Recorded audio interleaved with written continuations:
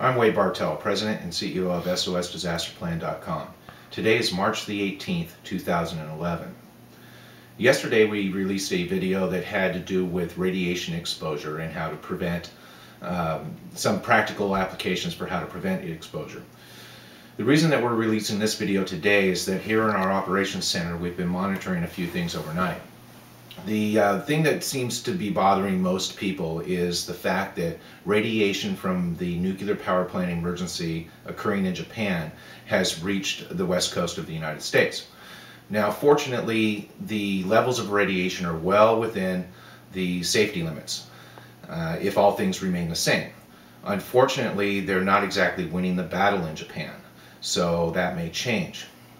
So it might be prudent for us to talk about what to do if you are exposed to radiation and how to decontaminate yourself. Ideally, it would be nice if you had somebody to help you, but we're going to assume that you don't. The first thing that you're going to want to do is, even if you've been wearing your rain gear and you've been told that there's radiation in the area, you're going to want to grab your garden hose if you can. Ideally, you want to do this in a covered area so that you're not exposed to radiation as you're decontaminating. And you're going to want to lightly spray yourself down. The idea is to just simply moisten your clothing so that when you start to remove them, the decontamination, or the radiation doesn't fall off and contaminate other areas. Once you've done that, and hopefully you're still wearing your N95 particle mask that we talked about yesterday, because that's going to be the last thing that you take off. So once you've moistened your clothing, you're going to remove them. Ideally, it would be nice if you had a plastic bag handy and you could put them in there so that they don't contaminate your pets or other people who move by. You also want to put those in an area where they won't be disturbed.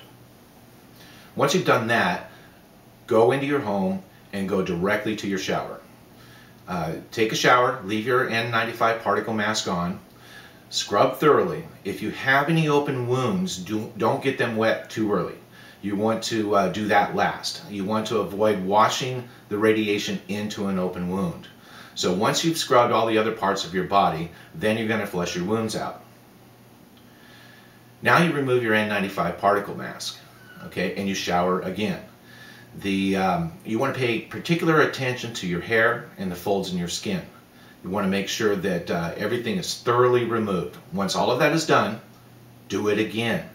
You really should shower at least 3 times if you've been exposed to radiation. Once you're finished, put on fresh clothing and prepare to shelter in place. Now, we talked a little bit about shelter in place in yesterday's video. I cannot overemphasize the importance of knowing how to shelter in place. There are specific things that you need to know, from which room to seal to which supplies you need and materials that you need in order to accomplish it. Don't put it off. You really need to know this material.